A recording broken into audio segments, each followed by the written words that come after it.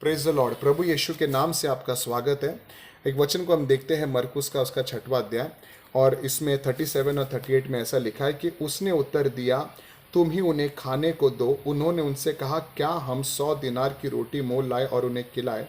उसने उनसे कहा, जाकर देखो तुम्हारे पास कितनी रोटियां हैं।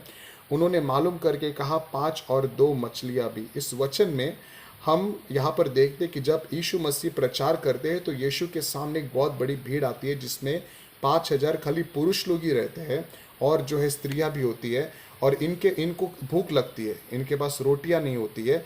और परमेश्वर जो यीशु मसीह अपने चेलों को बोलता है कि तुम्हारे पास कितनी रोटी है, तब चेलों को मालूम पड़ता है कि यहाँ पर 5 मछली और 2 रोटियाँ, 5 रोटी और 2 मछली है।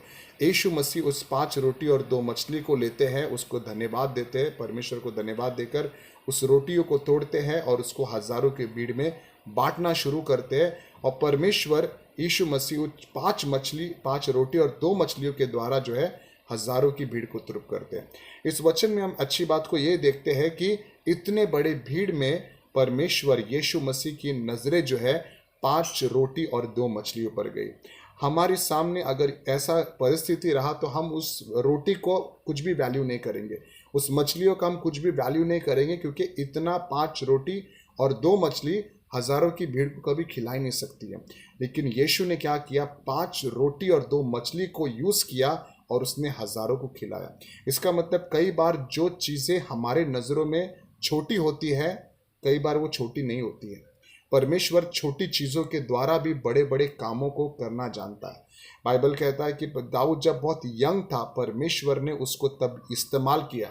एक जवान बच्चे को प्रभु ने इस्तेमाल किया और एक बहुत बड़ी और इज़राइल के सेना को एक छोटे बच्चे के द्वारा परमेश्वर ने विजेता दिलाया। तो हमारे लाइफ में आज हो सकता है कि बहुत सारी चीज़ें बहुत छोटी है, जिसका वैल्यू हमारे नज़रों में कुछ भी नहीं है, लेकिन प्रभु जो है उस छोटी चीज़ों के द्वारा ही हमारे जीवन में बड़े बड़े कामों को करना चाहता है। हो सकता है कि आज हम प्रार्थना करना, बड़ा बड़ा प्रार्थना नहीं आता है, छोटा ही प्रार्थना कर सकते हैं, लेकिन छोटा भी आता है तो उसको पकड़ के रखना चाहिए और करते जाना चाहिए।